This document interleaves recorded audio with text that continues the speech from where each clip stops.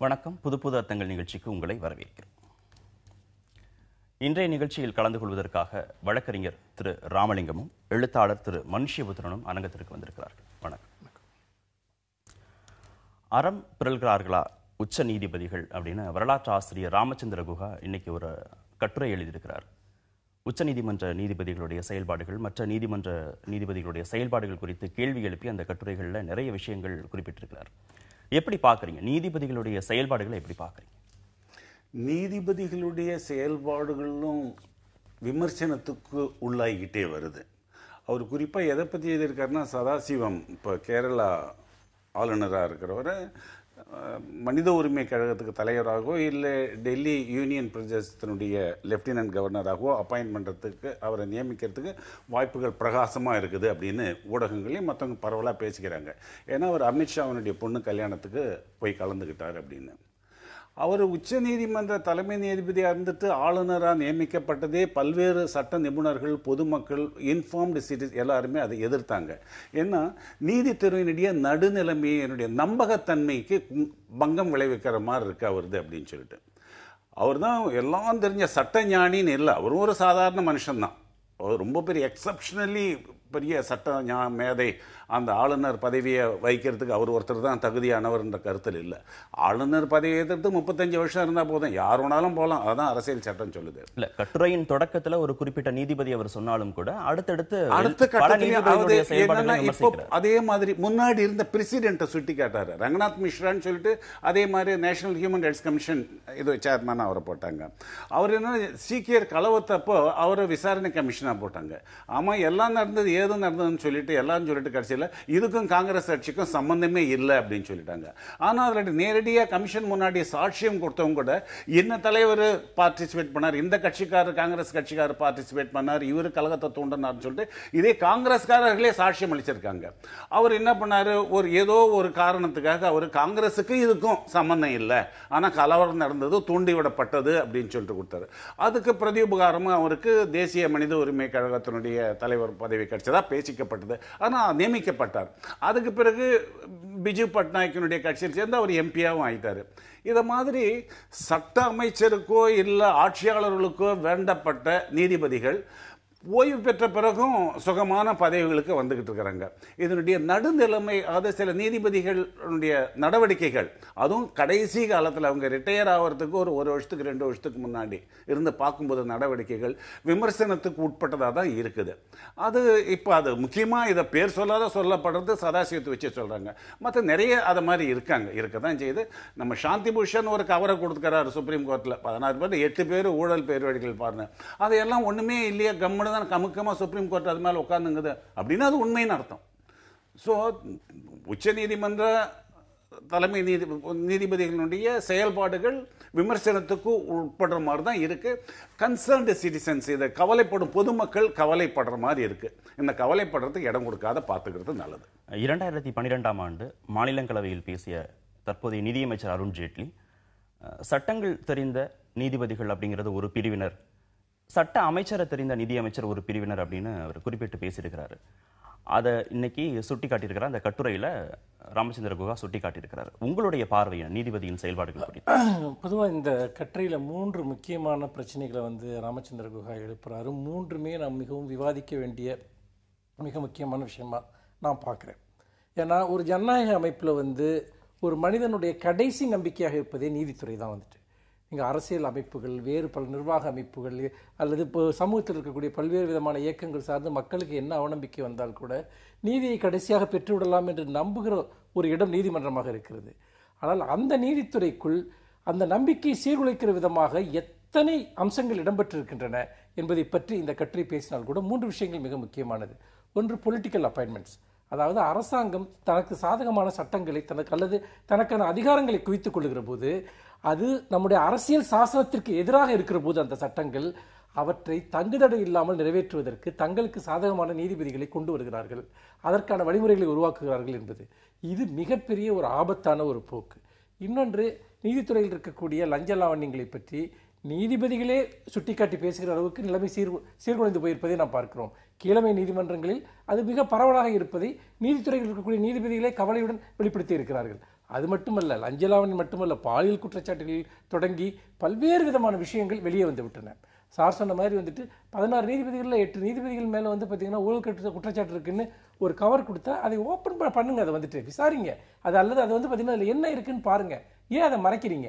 அது வந்து பார்த்தீங்கன்னா ஒரு விஷயத்தை மறைப்பது என்பது ஒரு விஷயத்தினுடைய புனிதத்தன்மையை காப்பாற்றுறதா ஆயிடாது. மிக முக்கியமான இன்னொரு பிரச்சனை, இது ரெண்டையும் விட நான் நினைக்கிறது, அது ராமச்சந்திர குஹா சுட்டிக்காட்டக்கூடிய ஒரு விஷயம். பல முக்கியமான விஷயங்களை பற்றி நம்ம நீதிபதிகளுக்கு அப்டேஷன் இல்லை அப்படின்னு சொல்கிறார். உதாரணமாக சுற்றுச்சூழல் சம்பந்தமான சட்டங்களோ அல்லது இன்றைக்கு இருக்கக்கூடிய நவீன உலகத்தினுடைய பிரச்சனைகள், அது ஏற்படக்கூடிய புதிய கேள்விகள், அதற்கும் சட்டத்திற்கும் ஒரு முரண்பாடு வருகிற போது அதை எப்படி வந்து தீர்த்து வைப்பது அல்லது சட்டத்தை எப்படி வளர்த்தெடுப்பது, இது போன்ற விஷயங்கள் இல்லாமல் பல தவறான தீர்ப்புகளை நீதிபதிகள் கொடுக்கிறார்கள். அவர்களுக்கு பழைய சட்டங்களின் அடிப்படையில் தான் அவர்கள் பேசுகிறார்களே ஒழிய பிரச்சனைகளை புரிந்து கொள்ளக்கூடியவர்களாக அந்த அப்டேஷனே இல்லை. இது ரொம்ப டேஞ்சரான ஒரு போக்கு. அதனால தான் மிக முக்கியமான வழக்குகளில் கூட தவறான தீர்ப்புகளை அவங்க கொடுக்குறாங்க அப்படின்னு சொல்லிட்டு ஒரு கருத்து சொல்றாரு.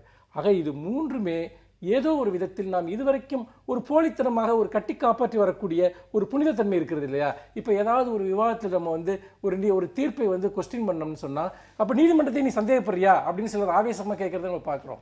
நீதிபதிகளும் சந்தேகத்திற்குரியவர்கள் தான், நீதிமன்றங்களும் சந்தேகத்திற்குரியவை தான். இந்த சந்தேகத்தை போக்குவதன் வழியாகத்தான் நாம் உண்மையிலேயே நீதிபரிபாலன அமைப்பை செம்மையாக கொண்டு செலுத்த முடியும் என்று நான் நம்புகிறேன். ஏற்கனவே இருக்கிற அந்த புரிதலோட காலத்துக்கு ஏற்ப விஷயங்களை பற்றி தெரிந்து கொள்ளாமல் தீர்ப்புகள் வழங்கப்படுகின்றன, அதனால நிறைய தவறான தீர்ப்புகள் வழங்கப்படுகின்றன. இவர் சொன்ன அந்த விஷயங்களை அவர் ராமச்சந்திரக்கு அந்த கட்டுரையில் சுட்டி காட்டியிருக்கிறார். நிபுணர்களை கூப்பிட்டு சில விஷயங்களுக்கு கருத்து கேட்க வேண்டிய செயல்களை கூட நீதிபதிகள் செய்யறதில்லை அப்படிங்கிறதும் அவர் சுட்டி காட்டியிருக்கிற முக்கியமான விஷயம். இது என்ன மாதிரியான தாக்கங்களை வழக்குகளில் ஏற்படுத்துது? அவர் ராமச்சந்திர குஹா சொன்ன மாதிரி இன்னும் அப்டேட் பண்ணி, அதாவது கரண்ட் லெவலில் புரிஞ்சிக்காமல் கொஞ்சம் இருக்காங்க. வாஸ்தவம் தான். அதாவது ஆசிரியர்களும் நீதிபதிகளும் ஒரே பிரிவை சேர்ந்தவர்கள் நான் நினைக்கிறேன். டாக்டர் ராதாகிருஷ்ணன் சொல்லும்போது ஆசிரியர்கள் விளக்கை ஏற்றி வைக்கிற மாதிரி தொடர்ந்து படிக்கணும், அறிவை சம்பாதிச்சுக்கிடணும், அறிவை ஏற்றுக்கிட்டே இருக்கணும், அப்போ தான் அவங்க மற்றவங்களுக்கு வெளிச்சத்தை காட்ட முடியும் அப்படின்னார். ஆசிரியர்கள் நிறைய படிக்கணும்னார். அதே மாதிரி நீதிபதிகளும், இப்போ வழக்கறிஞர் கூட லேர்னர்ட் பிரதர் தான் சொல்கிறோம், லேர்னர்ட் ஜட்ஜன் தான் சொல்கிறோம். அவர்கள் கற்றறிந்தவர்கள், கற்றுக்கிட்டே இருக்கணும். துரதிர்ஷ்டவசமாக ஒரு சிலர் படிக்கவோ கேட்டு புரிஞ்சுக்கிறதுக்கோ துரதிர்ஷ்டவசமாக வயசான காரணமோ என்னவோ தெரியல மறுக்கிறாங்களோ இல்லை இயலாமையும். அவர்கள் தற்போதைய சூழல்கள், உலக ஞானம் வேணும். தற்போதைய சூழலில் என்ன நடக்குது, ஜன்னலை திறந்து வச்சுட்டு வெளியில் பார்த்தா தானே என்ன நடக்குது தெரியும். வெறும் சட்ட புத்தகத்தே கிடையாது. அஃப்கோர்ஸ் சட்டம் என்ன சொல்லுதோ அதை மாதிரி இன்டர்பிரட் பண்ணி தீர்ப்பு எழுத வேண்டியதுதான். ஆனால் சட்டத்தை என்ன சொல்லுதுன்னு அதை மட்டுமே கண்ணை முடிக்கிட்டு குதிரைக்கு சேனம் போட்ட மாதிரி பார்க்கக்கூடாது.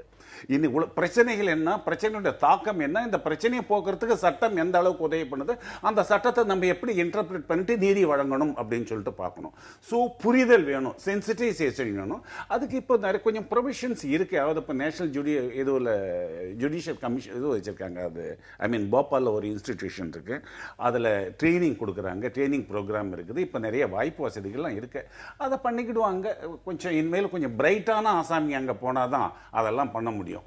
இது ஏற்கனவே இருக்கிறவங்க லேசி இருக்கிறவர்களும் போகட்டும் அப்படின்னு சொல்லிட்டு நினைக்கிறவங்க கொஞ்சம் நிறைய பேர் இருக்கிறாங்க. அதனால தான் இந்த பிரச்சனை. இப்போ நிறைய யங்ஸ்டர்ஸும் இருக்கிறாங்க, நல்லா பண்ணுறாங்க. மிக முக்கியமான வழக்குகளுக்கு மிக முக்கியமான தீர்ப்புகள் நீதிமன்றங்கள் மூலமாக பெறப்பட்டிருக்கிறது. பொதுநல வழக்குகள் மூலமாகவும் அது பெறப்பட்டிருக்கிறது. அரசின் செயல்பாடுகள் மீது நம்பிக்கை இல்லாத, அதிகாரிகள் மீது நம்பிக்கை இல்லாத மக்கள் பொதுநல வழக்குகளை சமீப காலங்களில் அதிகமாக போடுறாங்க. இப்படி நீதிபதிகள் மீதான இந்த விமர்சனங்கள் அது மாதிரி பொதுநல வழக்குகள் போடுறவர்களுக்கு என்ன மாதிரியான ஒரு பாதிப்பை ஏற்படுத்தும்? இல்லை, பொதுவாக பார்த்தீங்கன்னா நீதிபதிகள் மீதான விமர்சனம் என்பது நாம் நீதித்துறையை மேலும் செழுமைப்படுத்துவதற்காக, அதை மேலும் மேலும் மக்கள் சார்பான ஒன்றாக மாற்றுவதற்காகத்தான் நாம் இந்த விமர்சனங்களை முன்வைக்கிறோம். ஏனென்றால் ஒரு அமைப்பு என்பது அது ஆகாயத்திலிருந்து இறங்கி வந்த ஒரு அமைப்பு அல்ல. மாறாக நம்முடைய சமூகத்தினுடைய எல்லா சிக்கல்களோடும், அரசியல், சமூக அழுத்தங்கள் என்ற பல்வேறு விதமான விஷயங்கள் எப்படி நீதிபதிகள் உருவாகி வருகிறார்கள், எந்த அமைப்பிலிருந்து உருவாகி வருகிறார்கள், அவர்களுடைய பின்புலம் என்ன என்றெல்லாம் பார்க்கிற போது இந்த சமூகத்தினுடைய சகல விதமான சிக்கல்கள், செடுக்குகளிலிருந்து தான் அவர்களும் உருவாகி வருகிறார்கள். அப்படி இருக்கிற போது உதாரணமாக ஒருவர் பார்த்தீங்கன்னா தான் ஓய்வு பெற்ற பிறகு ஒரு பதவி கிடைக்கும் என்பதற்காக அவர் முக்கியமான தீர்ப்புகளில் அவர் தனக்கு சட்டத்திற்கு புறம்பான, மனசாட்சிக்கு புறம்பான தீர்ப்புகளை வழங்குவதற்கு வாய்ப்பு இருக்கிறது என்பதை நாம் முற்றாக மறுத்துவிடக்கூடாது. அப்படி நாம் ஏனென்றால் நீதித்துறையே நீங்கள் பார்த்தீங்கன்னா தன்னுடைய சந்தேகங்களை கொண்டது. எதற்காக ஒரு கீழமை நீதிமன்றத்தில் வழங்குற ஒரு தீர்ப்பை எதிர்த்து நம்ம அடுத்தது நம்ம உயர்நீதிமன்றத்துக்கு போகிறோம், உச்சநீதிமன்றத்துக்கு போகிறோம்.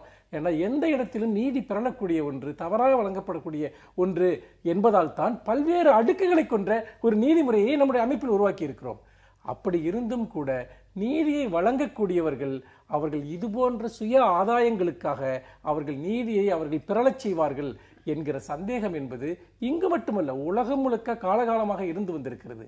அப்படி இருக்கிற போது எந்தெந்த விதத்திலெல்லாம் இந்த நீதி பிறழ்வு ஏற்படும், எந்தெந்த விதத்திலெல்லாம் அவர்கள் முறை தவறி செல்லக்கூடிய வாய்ப்பு இருக்கிறது என்பதை ஒரு சமூகம் கண்காணிப்பது மிக மிக முக்கியம். அதில் எல்லோருக்கும் பங்கு இருக்கிறது. அதனால் தான் நீதித்துறையை விமர்சனத்திற்கு அப்பாற்பட்ட ஒன்றாக நாம் பார்க்க வேண்டிய அவசியமில்லை என்று நினைக்கிறேன். இந்த விமர்சனங்கள் மேலும் நீதித்துறையை வலிமைப்படுத்தத்தான் செய்யும்.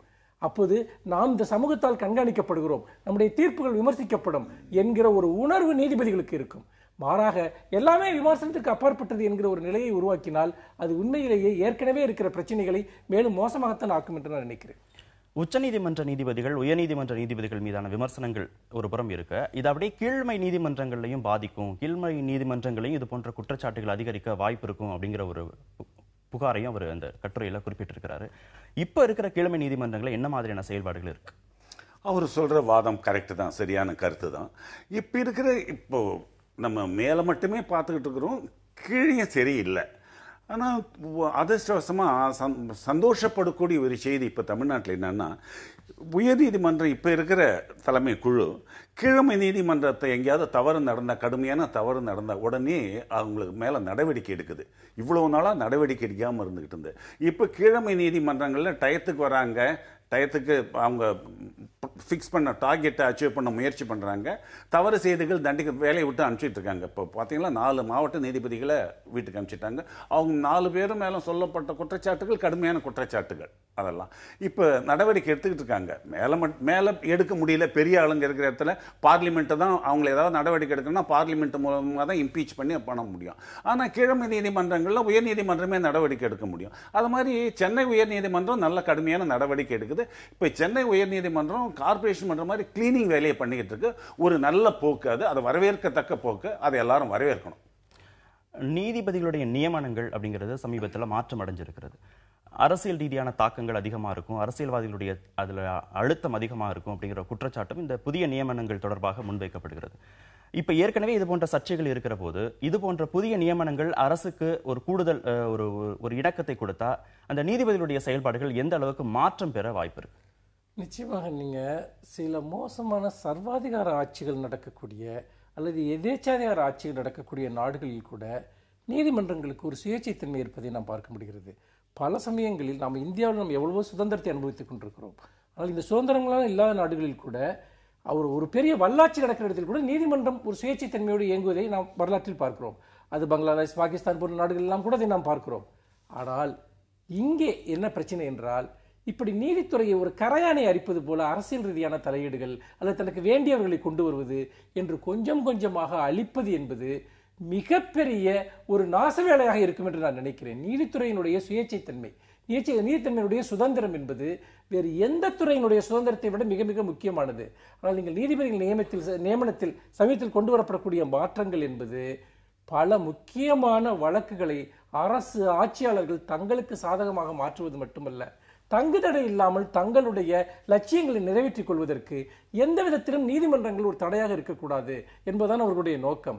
அந்த வகையில் சட்டங்களை திருத்துவதற்கு அல்லது வேறு விதமான மக்கள் விரோத நடவடிக்கைகளை செய்வதற்கு, தொழில் கொள்கைகள் சார்ந்து இப்படியெல்லாம் பல விதங்களில் இன்றைக்கு மக்கள் விரோத ஒரு செயல்பாடுகளை இன்றைக்கு அரசுகள் எடுக்கிற போது நீதிமன்றங்கள் ஒரு முக்கியமான தடையாக பல வழக்குகளில் இருக்கின்றன. இவற்றை உடைக்க வேண்டும் என்று அவர்கள் நினைக்கிறார்கள். இது வெறுமனே அரசியல் மட்டுமல்ல, இதில் பொருளாதார நலன்கள், கார்ப்பரேட் நலன்கள் என்று பல்வேறு விதமான விஷயங்கள் இருக்கின்றன.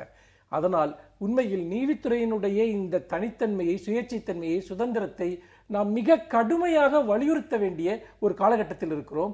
உண்மையில் நீதிபதிகள் நியமனத்தில் இந்த அளவிற்கு அரசியல் தலையீடுகள் உள்ளே வருவது என்பது ஒட்டுமொத்த இந்திய ஜனநாயகத்திற்கே ஒரு மிகப்பெரிய ஆபத்தாக நான் பார்க்கிறேன். ராமலிங்கம், அரசுக்கும் நீதிபதிகளுக்குமான அந்த இணக்கம் அப்படிங்கிறது இந்த புதிய நியமனங்கள் மூலமாக அதிகரிக்க வாய்ப்பு இருக்கு அப்படிங்கிற குற்றச்சாட்டு தான் தொடர்ந்து முன்வைக்கப்படுகிறது புதிய நியமனம் மூலமாக. நீங்க இதை எப்படி பாக்குறீங்க? இதுல இந்த வாதத்துல எதுவும் அடிப்படை சாரம் இருக்கிறதா நான் பார்க்கல. இப்ப இருக்கிற முறை நீதிபதிகளே நீதிபதிகளே தேர்ந்தெடுக்கும் கொலீஜியம் சிஸ்டம். இது முன்னாடி இல்லை. இவங்களே பார்லிமெண்ட்டினுடைய எக்ஸிக்யூட்டிவ் அதிகாரத்தை இவங்க கையில் எடுத்துக்கிட்டது. நீதித்துறை ஓவர் ஸ்டெப்டு அவங்க எடுத்து பாக்கெட்டில் போட்டுக்கிட்டாங்க. இன்னைக்கு உதாரணம், உலகத்திலேயே மிகச்சில நாடு இந்தியாவில் மட்டும்தான் நீதிபதிகளையே தாங்களே நியமிக்கிற அதிகாரம் முறை இந்தியாவில் மட்டும்தான் இருக்கு. உலகத்தில் வேற எங்கேயும் கிடையாது. நீங்க அப்படி நிர்வாகத்துறை பார்லிமெண்ட் வந்துட்டு நீதிபதிகளை நியமிச்சா தனக்கு சாதகமான ஆளுங்களே நியமிச்சுக்குவாங்க, அவங்க சாதகமான கைப்பாய்வே ஆயிடுவாங்க, பப்பட்ட மாதிரி அரசுக்கு சார்பா செயல்படுவாங்க என்ற வாதம் நான் ஒத்துக்க மாட்டேன். ஏன்னா நிக்சன் பிரசிடென்டா இருக்கும்போது அவரால் 4 பேர் அப்பாயின்ட் பண்ணார் அவர் பீரியட்ல. ஒரு வாட்டர் கேட்ஸ் ஒட்டு கேட்ட ஒரு வழக்கு வரும்போது 4 பேரும் அவருக்கு எதிராக தான் தீர்ப்பு வழங்கினாங்க. ஏன் இவ்வளவு தூரம் போறமே? கிருஷ்ண ஐயருடைய அப்பாயின்மெண்ட்டே ஒரு பொலிட்டிக்கல் அப்பாயின்மெண்ட். அவர் அங்கே சட்ட அமைச்சராக இருந்தார் கேரளாவில் சட்ட அமைச்சராக இருக்கும்போது கோவிந்த் வல்லபந்த் கூட அவர் நேரடியாக அவர் அப்போ ஹோம் மினிஸ்டராக இருக்காரு. ஒரு விஷயத்தில் ஒரு தூக்கு தண்டனை கைதியை விடுதலை பண்ணணும் அப்படின்னு, தூக்கு தண்டனையை ரத்து பண்ணி ஆயுள் தண்டனையை மாற்றணும் அப்படின்னு சொல்லிட்டு இவர் ரெக்கமெண்ட் முதல்ல அங்க சென்ட்ரல் கவர்மெண்ட் மறுத்துது. இவரு மறுபடியும் ரெக்கமெண்ட் பண்றாரு. அப்போ எனக்கும் கன்கரண்ட் பவர் இருக்கு அப்படின்னு சொல்லிட்டு மோதியே பார்க்கிறாரு. அதுக்கு பிறகு அவரை வேற இதுல போட்டு he was as a political man அவரை அங்கிருந்து எடுத்துட்டு போனாங்க. ஆனா இந்திரா காந்தியால தான் அவர் அனுப்பப்பட்டார்னு எல்லாரும் பேசப்படுது. ஆனா இந்திரா காந்தி தேர்தல் செல்லாதுன்னு சொல்லிட்டு அவருடைய தேர்தலை ரத்து பண்ணிட்ட பிறகு ஒரு சுப்ரீம் கோர்ட்ல அவங்க வந்துட்டு தாக்கல் பண்ணிட்டு அந்த தீர்ப்புக்கு அலகாபாத் நீதிமன்றத்தினுடைய தீர்ப்பை நிறுத்தி வைக்கணும், டு சஸ்பெண்ட் தி ஆர்டர்னு சொல்லிட்டு தான் கேட்டாங்க. கிருஷ்ண ஐயர் வெக்கேஷன் ஜட்ஜா இருக்கும்போது he said no. அவர் தொடர்ந்து அவர் பிரதமராக தொடரலாம், ஆனால் ஓட்டிங் ரைட்ல கலந்துக்க முடியாது அப்படின்னு சொன்னார். இவ்வளவு உதாரணத்துக்கு நம்ம ஊர்லயே இருக்கார் டாக்டர் ரத்னவேல் பாண்டியன், திமுக மாவட்ட செயலாளராக இருந்தார் திருநெல்வேலியில்.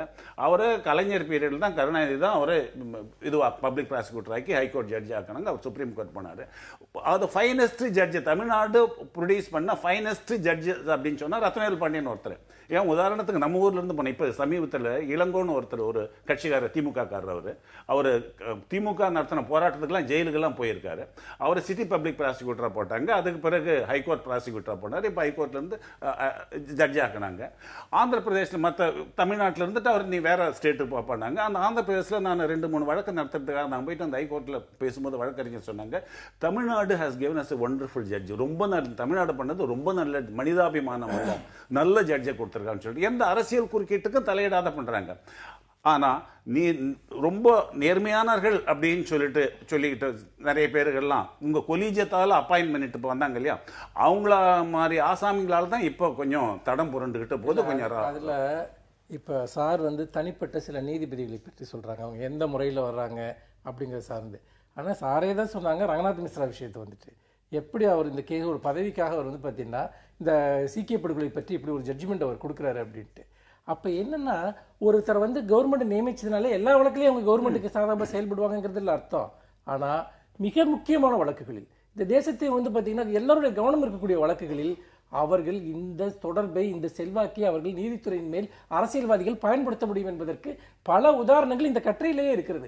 நீதிபதி நியமனத்தில் 2 பேரும் மாறுபட்ட கருத்தை கொண்டிருக்கீங்க. அடுத்ததாக நன்னடத்தை விதிகளை கடுமையாக அமல்படுத்துங்கள் அப்படின்னு தலைமை தேர்தல் ஆணையர் பிரம்மா சொல்லியிருக்கிறார். சம்பந்தமா இடைவேளைக்கு பிறகு நாம் தொடர்ந்து பேசலாம்.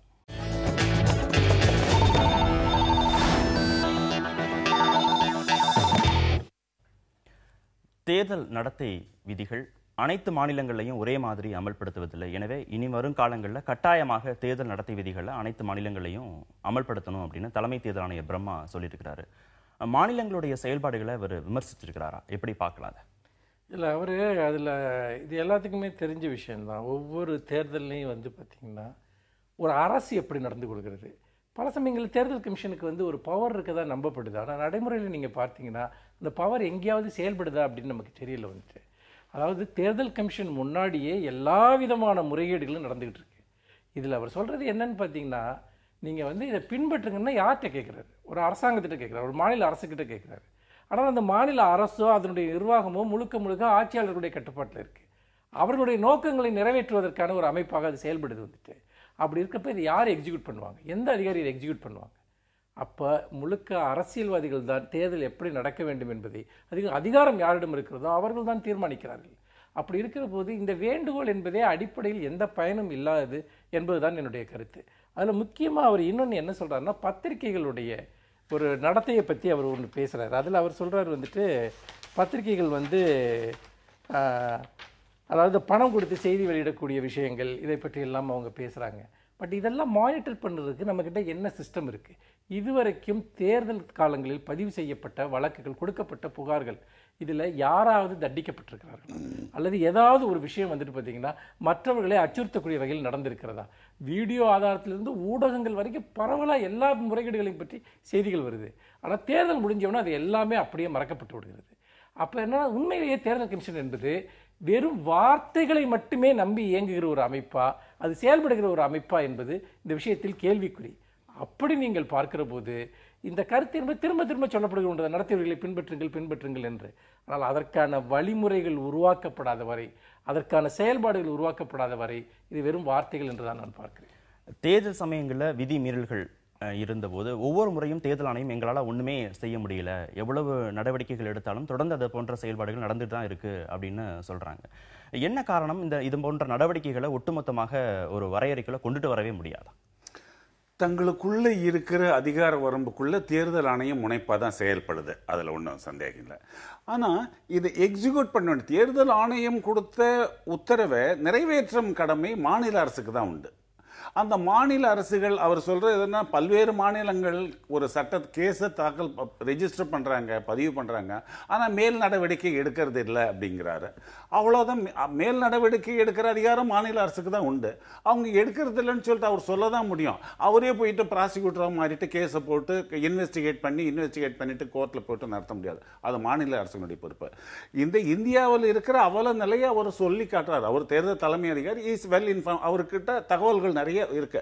அதனுடைய அடிப்படையில் தான் பேசுறாரு. மாநில அரசுகள் இதை இன்னும் முழுமையா அதை அமல்படுத்தணும் அப்படின்னு சொல்லிட்டு இவர் சொன்ன மாதிரி, சகோதரர் சொன்ன மாதிரி, அங்கே ஆட்சியாளர்களுக்கு அகெயின்ஸ்டாக தான், மாநிலத்தில் இருக்கிற ஆட்சியாளர்களுக்கு எதிராக தான் நிறைய புகார்கள் போகுது. தேர்தல் விதிமுறைகள் மீறப்பட்டதுன்னு ஆளுங்கட்சி வேட்பாளர் இல்லை எதிர்கட்சி வேட்பாளர் ஒரு போனால் அவர் ஒரு வாரம் 2 பேரில் மாறி மாறி ஆட்சிக்கு வர போகிறாங்க. அவங்களுக்கு எதிராகவே அவங்க போலீஸை விட்டு புலன் விசாரணை செய்து கேஸ் போட்டு தண்டனை வாங்கிக்க மாட்டாங்க. இப்போ என் மேலே குற்றச்சாட்டு இருக்குன்னா என்னுடைய அதிகாரத்தை இருக்கிற போலீஸ் விட்டு என் மேலே கேஸை போட்டு இதை பண்ணுன்னு யாரும் சொல்ல மாட்டாங்க. இதுதான் இந்தியாவில் இருக்கிற யதார்த்தம். இது பொதுமக்களினுடைய விழிப்புணர்ச்சி. அவங்க பொதுமக்கள் விஜிலண்ட் இன்ஃபார்ம்டு சிட்டிசன்ஸ் இருக்காங்க இல்லையா, அதாவது பொதுமக்கள் விழிப்பாளர்கள், இவங்களால இதை கொஞ்சம் கொஞ்சமாக மாற்ற முடியும். கள்ள ஓட்டு போடுறோம் அப்படின்னு சொன்னால் கள்ள ஓட்டு பிடிக்கிறோம், அந்த போட்டோன்னா பிடிச்சி பொதுமக்களே பிடிச்சி கொடுக்கலாம், அதை பண்ணலாம். ஓட்டுக்கு பணம் கொடுக்குறோம் அப்படின்னு சொன்னால் பணம் கொடுத்தா பணத்துக்கு நான் என் ஓட்டை விற்க மாட்டேன்னு சொல்லிட்டு மக்கள் வந்தாங்கன்னா இது குறையும். ஆனால் நம்ம இந்த ஒரு அவலத்தையும் பார்க்குறோம். எங்கள் ஊரில் வந்துட்டு ஓட்டுக்கு பணம் கொடுக்கல, அதனால் நாங்கள் ஓட்டு போட மாட்டோம்னு சொல்லிட்டு நாங்கள் ஓட்டு போட மாட்டோம்னு பாய்காட் பண்ணதை தமிழ்நாட்டில் ஒரு அவலத்தை பார்த்துக்கிட்டு இருக்கோம். இந்த அவல நிலையில் தேர்தல் தலைமை கமிஷன் அதிகாரி தன்னுடைய ஆதங்கத்தை சொல்ல தான் முடியும். இதுதான் யதார்த்தம். இந்தியாவில் கொஞ்சம் கொஞ்சமாக மாறும், நம்பிக்கையோடு இருப்போம், கொஞ்சம் கொஞ்சமாக மாறும். தேர்தல் விதிமீறல் இருந்தால் நோட்டீஸ் கொடுக்குறாங்க, ஆனால் சட்ட ரீதியான நடவடிக்கைகள் எடுக்கிறது இல்லை அப்படின்னு அவர் குறிப்பிட்டிருக்கிறாரு. சட்ட ரீதியாக நடவடிக்கைகள் எடுக்கப்பட்டாலும் கூட அது எந்த அளவுக்கு காலதாமதமாகிறது?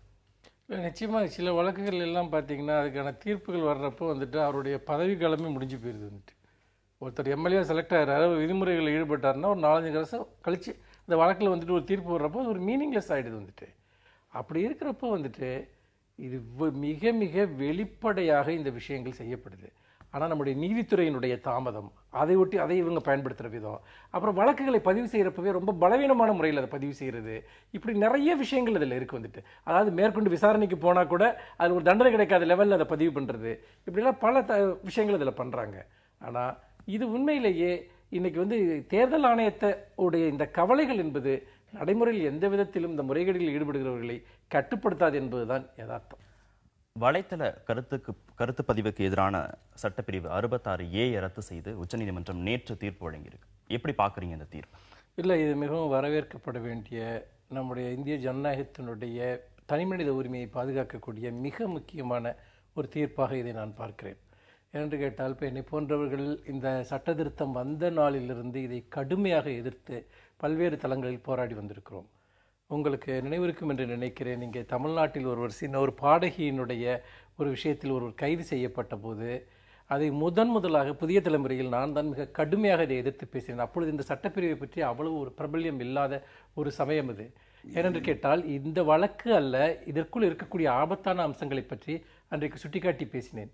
அன்றிலிருந்து பல்வேறு விதமான வழக்குகள் நம்முடைய கண்முன்னால் புனையப்பட்டு அவை நடந்து கொண்டிருப்பதை நான் பார்க்கிறேன். பொதுவாக இணையதளங்களில் பல்வேறு விதமான குற்றச்செயல்கள் அல்லது அவதூறுகள் பரப்பப்படுகின்றன என்பதில் நமக்கு சந்தேகம் இல்லை. ஆனால் அந்த குற்றங்களை, அவதூறுகளை தடுப்பதற்கு ஏற்கனவே நம்முடைய இந்திய தண்டனை சட்டத்தில் பல்வேறு விதமான சட்டங்கள் இருக்கின்றன.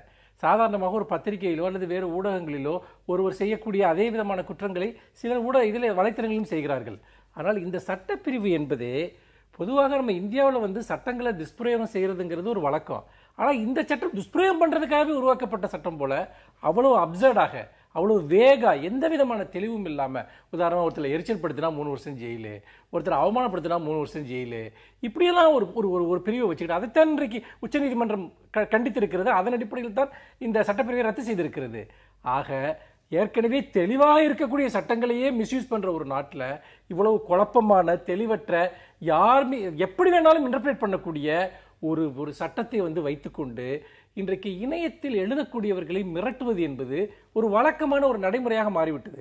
அதாவது நமக்கு தெரிஞ்ச ஒரு பாப்புலர் கேஸ் 10-15 இருக்கு. ஆனால் நிறைய இடங்கள்ல காவல்துறையிட்ட போய் யாராவது புகார் கொடுப்பார். இவர் என்னை பார்த்தீங்கன்னா இப்படி எழுதியிருக்காருன்னு உடனே அங்கேருந்து போலீஸ் ஸ்டேஷனில் கூப்பிட்டு விசாரிப்பாங்க. நீ எழுதினீன்னா உன்னை ஜெயிலில் பிடிச்சி போடுவேன். இந்த மாதிரியான விஷயங்கள் இப்படியெல்லாம் நிறைய இடங்களில் நடந்துகிட்டு இருக்கு. அதெல்லாம் ஊடகங்களுடைய கவனத்துக்கே வர்றதில்லை. இதில் என்ன விஷயம்னா, பல சமயத்தில் ஒரு தொலைக்காட்சியிலையோ அல்லது ஒரு பத்திரிகையிலேயே இருக்கக்கூடிய அந்த குறைந்தபட்ச சுதந்திரம் கூட சிட்டிசன்ஸ்க்கு இல்லை. ஏன்னா குடிமக்களினுடைய ஊடகமாக இன்றைக்கு சமூக வலைத்தளங்கள் தான் இருக்கு. அப்போ அதை பார்த்து இவர்கள் ஏன் பயப்படுகிறார்கள்? ஆக மக்கள் அரசுக்கு எதிராகவோ ஆட்சியாளர்களுக்கு எதிராகவோ பேசக்கூடாது என்பதுதான் இதில் இருக்கக்கூடிய முக்கியமான விஷயம். நீங்க அந்த இணைய குற்றங்கள் தொடர்பான அந்த சட்டங்கள்ல நீங்க பாத்தீங்கன்னா பெரும்பாலான குற்றங்கள் தொடர்பாக நம்முடைய எந்த நடவடிக்கையுமே இங்கே எடுக்கப்படுறதில்லை. ஆனால் ஆட்சியாளர்களுக்கு எதிராக ஏதாவது சொன்னவங்களுக்கு மேலே மட்டும், செல்வாக்குள்ள மனிதர்களுக்கு எதிராக சொன்னவங்களுக்கு எதிராக மட்டும் தொடர்ந்து சட்டம் பிரயோகிக்கப்படுது. அதனால இந்த சட்ட திருத்தம் ரத்து செய்யப்பட்டது என்பது மிக முக்கியமான ஒரு விஷயமா தான் நான் பார்க்குறேன். இந்த தீர்ப்பை நீங்க எப்படி பார்க்குறீங்க? இது சுப்ரீம் கோர்ட்டு தன்னுடைய கடமையை தெளிவாக ஒழுங்காக செய்திருக்கு. இந்த சட்டம் இது ஒரு எல்லாருமே வரவேற்கிறாங்க. யார் ஆளும் கட்சியே வரவேற்குது. ரவிசங்கர் பிரசாதே வரவேற்றிருக்கார். அதை இது தகவல் தொழில்நுட்ப சட்டம் 2000ஆவது வருஷத்தில் 2000 கொண்டுகிட்டு வந்தாங்க. அதுக்கு பிறகு 2009 தான் இந்த புதுசாக ஒரு தொங்கு தசையை கொண்டாந்து சேர்க்குறாங்க. அமெண்ட்மெண்ட்னு ஒரு சட்ட திருத்தம். இந்த சட்ட திருத்தம்னா ஏதாவது குற்றம்னு சொல்கிறதெல்லாம் இதை விட ஒரு அவசர கோலத்தில், அவசர கதியில் அள்ளி தெளித்த கோலம் மாதிரி தெளிவற்ற வார்த்தைகள், தெளிவான அர்த்தம் கொடுக்காத வார்த்தைகள், எது குற்றம்னு டிஃபைன் பண்ண முடியாத ஒன்று வரையறுக்கப்படணும். இது குற்றம்னா வரையறுக்கப்படணும். வரையறுக்கப்படவே முடியாத, இன்கேப்பபிள் ஆஃப் டிஃபைனிங் அதை மாதிரி ஒன்றத்தை வச்சுக்கிட்டு எதைப்பட்டா நீங்கள் கம்ப்யூட்டரில் யூஸ் பண்ணி ஒரு இமெயில் அனுப்பிச்சா போதும், எனக்கு நீங்கள் அனுப்புறீங்கன்னா தொடர்ச்சியாக எனக்கு தொந்தரவு, நியூசன்ஸ் கொடுத்தாரு, அனாயன்ஸ் கொடுத்தாருன்னு போதும், அது தண்டனைன்னு சொல்லிட்டு வந்துடுச்சு. இது ஒரு கடுமையான, யார் அந்த எதனால் பண்ணாங்கன்னு தெரியல. அது வரவேற்காது. இதனால் பாதிக்கப்பட்டவர்கள் ரொம்ப கடுமையான பேர்.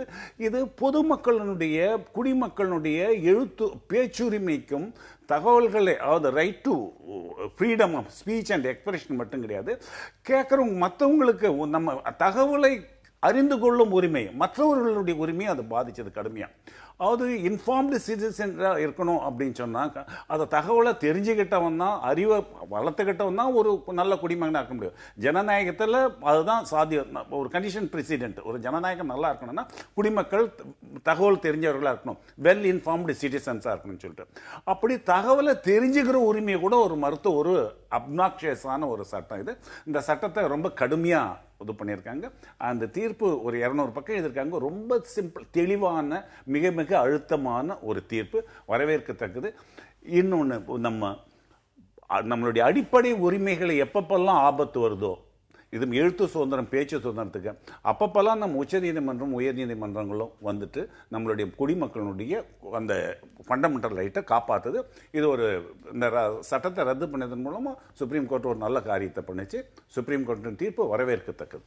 எந்த ஒரு சட்டமுமே தேவை கருதி தான் கொண்டு வரப்படுகிறது. அன்றைக்கு அந்த தேவை இருந்தது, அதனால அந்த சட்டம் கொண்டு வரப்படுகிறது. இதை எப்படி நீங்க விமர்சனத்திற்கு உள்ளாக்க முடியும்? இல்லை, நான் பொதுவாக இணைய குற்றங்கள் தொடர்பாக சட்டங்கள் தேவையில்லைன்னு சொல்லலை, தவறான சட்டங்களை கொண்டு வராதீர்கள்ங்கிறது தான் என்னுடைய கோரிக்கை.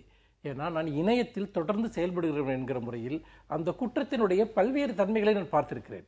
அப்படி என்றால் நீங்கள் உண்மையிலேயே குற்றம் செய்பவர்களை கண்டுபிடிப்பதற்கான சட்டங்களை உருவாக்குங்கள், தண்டிப்பதற்கான சட்டங்களை உருவாக்குங்கள். அது நமக்கு தேவை. ஆனால் நீங்கள் இதில் பார்த்தீங்கன்னா முழுக்க முழுக்க இதில் வந்து எல்லா வழக்குகளுமே வந்து எந்த விதமான ஒரு லீகல் வேலிடிட்டியும் இல்லாத ஒரு வழக்குகள் தான் வந்துட்டு. ஒரு பால் தாக்கரேயோட ஒரு மரணச்சடங்கை விமர்சித்து அல்லது இதுக்காக ஒரு ஊரடங்கு உத்தரவு போடுற மாதிரி ஒரு மாநிலத்தையே ஸ்தம்பிக்க வைக்கிறீங்க அப்படின்னு ஒரு பொண்ணு எழுதுனா பிடிச்சி ஜெயிலில் போடுறீங்க. என்ன இதுக்கு வந்து அர்த்தம் இருக்கு? அதே மாதிரியே வந்து பார்த்தீங்கன்னா மோடியை ஒருத்தர் விமர்சனம் பண்ணாருன்னு சொல்லிட்டு அவரை அரெஸ்ட் பண்ணி உள்ள போடுறீங்க வந்துட்டு. அப்போ இதை நான் பத்திரிகையில் செஞ்சேன்னா எனக்கு பிரச்சனை இல்லை, டிவியில் செஞ்சேன்னா எனக்கு பிரச்சனை இல்லை. ஆனால் இந்த சட்டத்தின்படி இதை இணையத்தில் போய் எழுதுனா எனக்கு பிரச்சனை.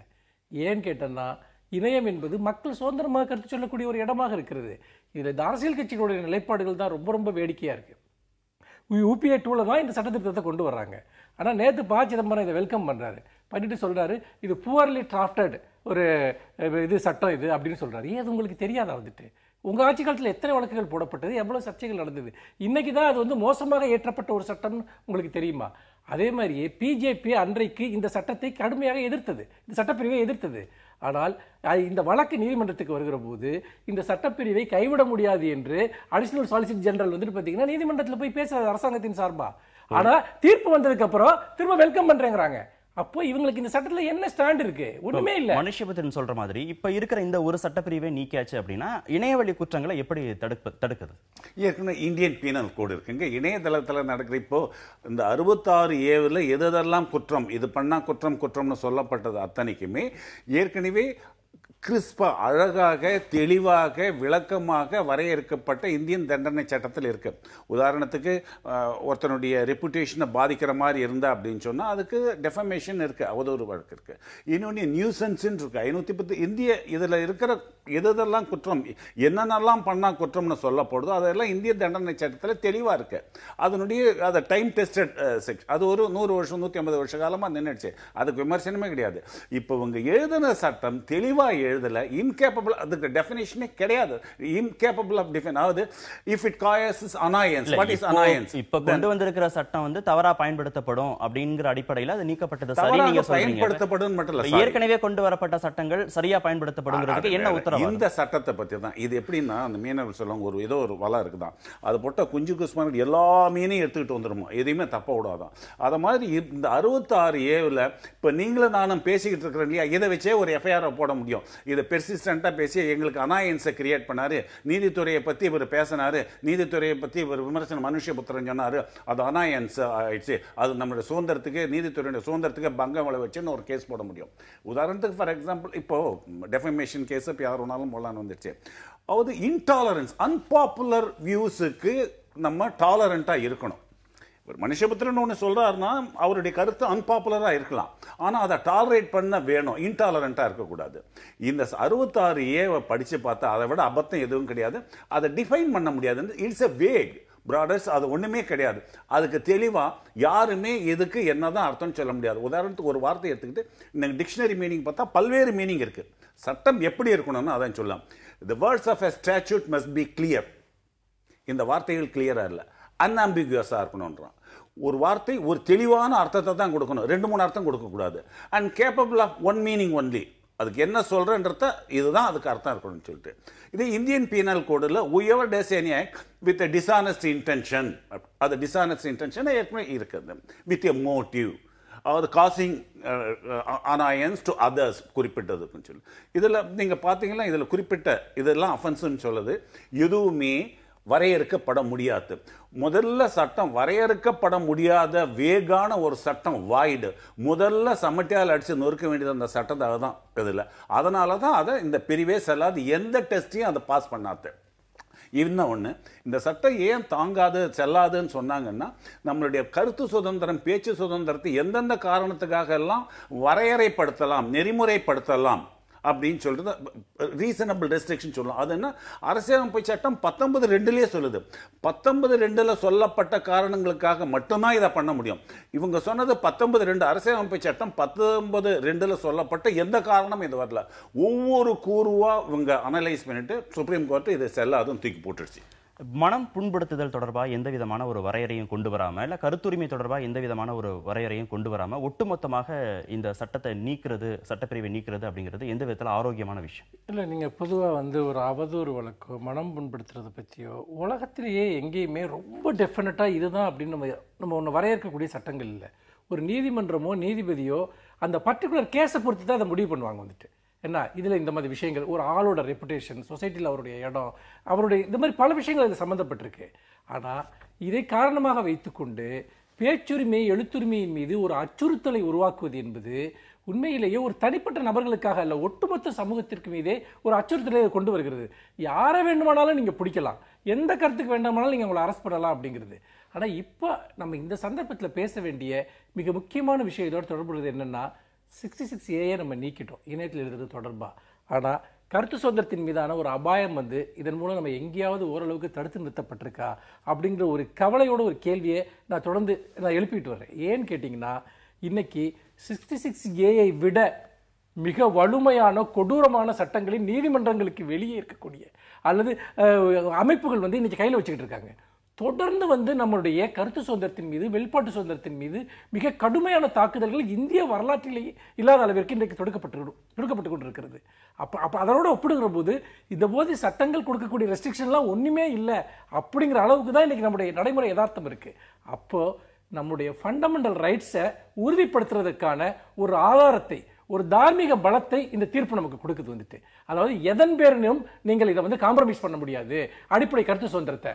இதை நம்ம எப்படி சமூகத்திற்கு விரிவுபடுத்துவது, இது கொடுக்கக்கூடிய உத்வேகத்தை நாம் சமூகத்திற்கு எப்படி பரவலாக்குவது. கருத்து சுதந்திரத்திற்கு எதிரான சக்திகள் அது சட்டபூர்வமாக தான் இருக்குன்னு அவசியம் இல்லை, அதை விட வலிமையாக இன்றைக்கு சமூகத்தில் இருந்து கொண்டிருக்கிறது. இதற்கு எதிரான போராட்டத்தை முன்னெடுப்பதற்கும் இந்த சட்டம் கொடுக்கக்கூடிய இந்த சட்டம் ரத்து செய்யப்பட்டது என்பது ஒரு பெரிய உத்வேகத்தை கொடுப்பதாக பார்க்கிறேன். கருத்து சுதந்திரத்திற்கு இந்த ஒரு தீர்ப்பு மட்டுமே முழு ஆதரவை கொடுக்கும் நம்ம எடுத்துக்கலாம்? இல்லை, ஒரு தீர்ப்பு முழு ஆதரவு கொடுக்கா சார். இதுதான் இப்படிதான் அப்படின்றது தெளிவா மறுபடியும் ஒன்ஸ் அகைன் சுப்ரீம் கோர்ட் சொல்லுது. இதுதான் சட்டம்.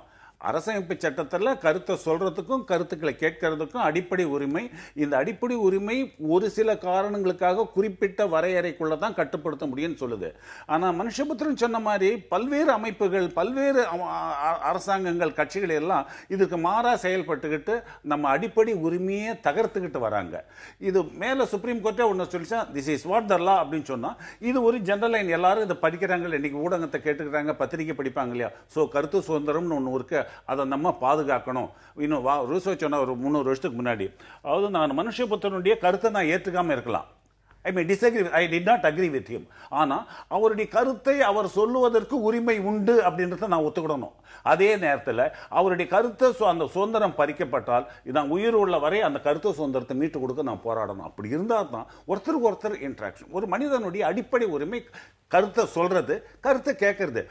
டைவர்ஜென்ட் கருத்துக்கள், பல்வேறு கருத்துக்களுடைய பல்வேறு கூறுகளை நம்ம கேட்டாதானே நம்ம அனலைஸ் பண்ணி நம்ம அதை பாகுபடுத்தி நம்ம அதை பகுத்து எது சரி எது சரியில்லைன்னு சொல்லிட்டு நம்ம முடிவுக்கு வர முடியும். நான் எதையுமே பார்க்க மாட்டேன், எதையுமே படிக்க மாட்டேன், எனக்கு எதிரான கருத்து எவன் சொன்னாலும் நான் கேட்க மாட்டேன், ஊட்ட உடைப்பேன், அவனை உடைப்பேன் அப்படின்னு சொன்னா இது என்ன அராஜக போக்கு? கற்கால மனிதர்கள் பரவலாக ஆதரவு கிடைச்சாலும் கூட இது குறித்த ஒரு பொது விவாதம் நடத்தணும்னு சிவசேனா சொல்லியிருக்கு. அதே மாதிரி கபில் சிபலும் இது அரசுக்கு ஒரு மிகப்பெரிய சவாலை ஏற்படுத்தும் இந்த தீர்ப்பு அப்படிங்கிற கருத்தையும் சொல்லியிருக்கிறாங்க. அரங்கத்திற்கு உங்களுடைய கருத்துக்களை பதிவு செய்திருக்கு மிக்க நன்றி. அரசுக்கு